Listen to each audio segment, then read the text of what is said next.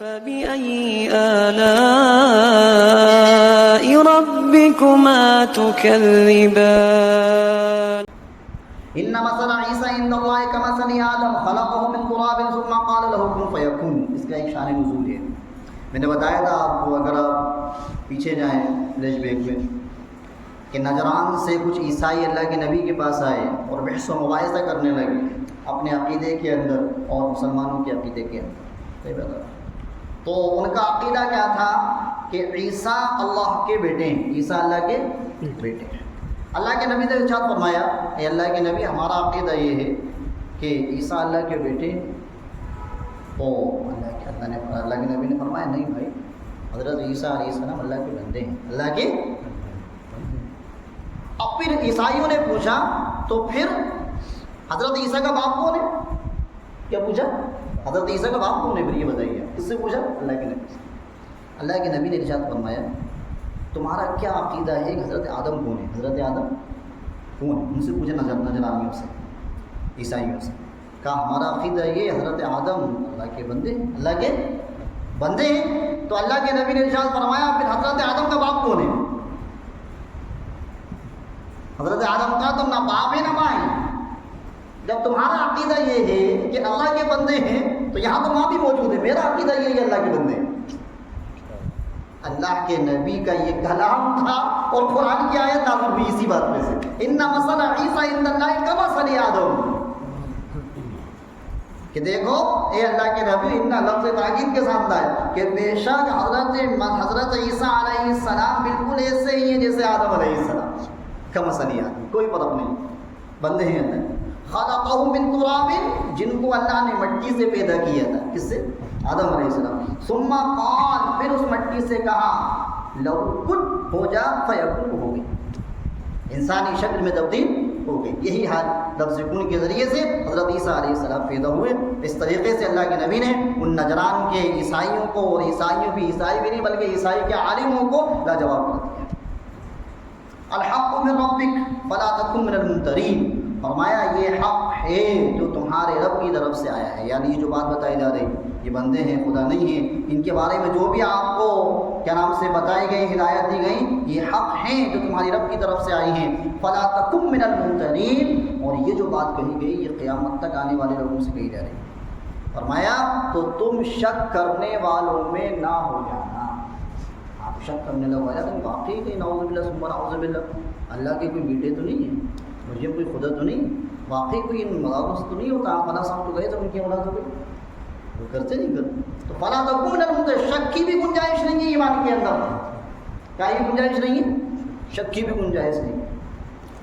فمن حاجک فیہ من بعد ما جاءک، اب معاملہ آگے بڑھا. فمن حاجک، اللہ کے نبی نے فرمایا یہ وقت موجود ہے، رکا ہوا ہے.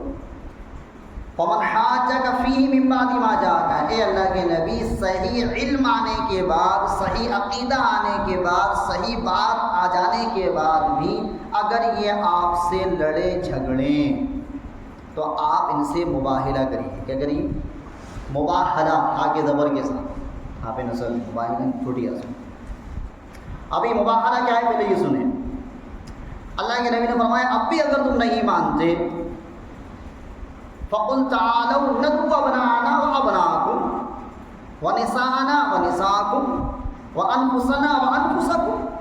اس کے بعد بھی اگر تمہارے سمجھ میں نہیں آ رہی، تَعَالَوْا نَدْعُ أَبْنَاءَنَا، تو ایک کام کرو، تم اپنی اولادوں کو بلا لو، ہم اپنی اولادوں کو بلا لیتے ہیں.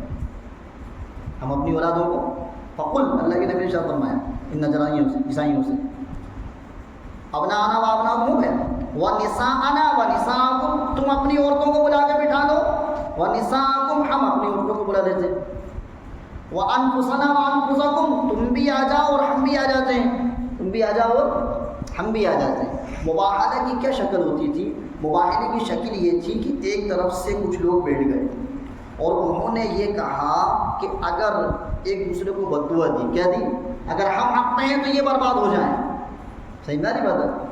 اگر کسی نے کسی کو بددعا دے دی، اس زمانے کے اندر مباہلے کا یہ طریقہ ہوتا تھا. اگر آپ حق میں ہیں تو میں برباد ہو جاؤں، میں حق میں ہوں تو آپ. فرمایا اللہ کے نبی نے ایک دوسرے کو بلا لو. بلانے کے بعد کیا کریں؟ اب انفسنا ثم نبتہل فنجعل لعنت اللہ پھر اللہ سے کہیں کہ جھوٹ، اللہ سے کیا کہیں، اے اللہ لعنت ہو جھوٹ بولنے والوں پہ، لعنت ہو. ایک طرف میں ہوں، میرا خاندان ہے، دوسری طرف عیسائی ہیں، عیسائیوں کے خاندان ہیں، دونوں اکٹھا ہو جائیں اور اللہ سے دعا کریں جو جھوٹا ہے اس پہ کیا ہو، اللہ کی لعنت ہو. جب نجران کے، دھیان سے سننا یہ بات، جب نجران کے اللہ کے نبی محمد مصطفیٰ صلی اللہ علیہ وسلم اپنے ساتھ ایک انگلی حضرت حسن پکڑیں اور ایک انگلی حضرت حسین رضی اللہ عنہما پکڑیں، پیچھے سے حضرت فاطمہ رضی اللہ عنہ آ رہی ہیں، حضرت فاطمہ رضی اللہ عنہ کے ساتھ علی رضی اللہ عنہ آ رہے ہیں، اللہ کے نبی ان کو لے کے آئے، ہم بھی لے آتے ہیں تم بھی لے آؤ. جب دیکھا نجران کے عالم نے جو ان کے ساتھ تھا، کیا تھا، ان کو آتے ہوئے کہ مباہلے کے لیے اللہ کے نبی تو آئے گئے. پہلے دنوں نے کہا کہ تھا مباہلہ ہم کر لیں گے لیکن آپس میں مشورہ کریں گے بھی. کیا کریں گے، مشورہ کریں گے، اس کے بعد مباہلہ کریں گے، میں تھوڑا وقت دیں. اللہ کے نبی کہا ٹھیک ہے میں وقت دیتا ہوں، اتنے دنوں کے بعد میں جو مباہلے کے لیے آتا ہوں. اب جو نجران کا عیسائیوں کا جو عالم تھا، جب انہوں نے ان پانچوں شخصیات کو دیکھا آتے ہوئے تو دوڑا دوڑا آیا. کہاں پر آیا، ان عیسائیوں کے پاس، اور کہنے لگا دیکھو میں ایسے لوگوں کا چہرہ دیکھ کے آ رہا ہوں، میں ایسے لوگوں کا چہرہ دیکھ کے آ رہا ہوں، اگر یہ بد دعا کر دیں، اگر یہ دعا کر دیں کہ پہاڑ یہاں سے ہٹ کے وہاں چلا جائے تو یہ پہاڑ وہاں چلا جائے.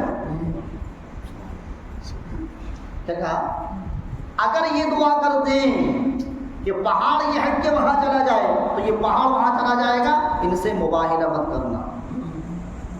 سے مباہلہ علماء اکرام نے لکھا، اگر اللہ کے نبی نے حدیث شاہ فرمایا اگر یہ تیار ہو جاتے اور اللہ کے نبی سے مباہلہ کر لیتے تو روئے زمین پر کوئی عیسائی باقی نہیں رہتا، سب ختم ہو جاتے.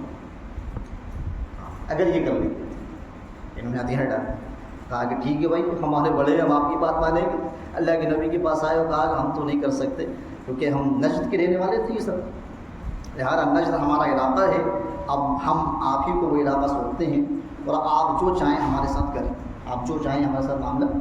تو اللہ کے نبی نے ان پر جزیہ مقرر کیا. کیا کیا، جزیہ مقرر کیا. اور نجد کی حکومت بھی اللہ کے نبی محمد مصطفیٰ صلی اللہ علیہ وسلم کے زمانے میں اللہ کے نبی کیا.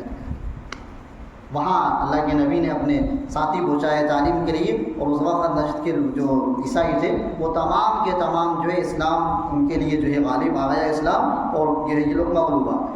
جزیہ مقرر کر کے پھر یہ لوگ وہاں رہنے لگے نجد کے اندر.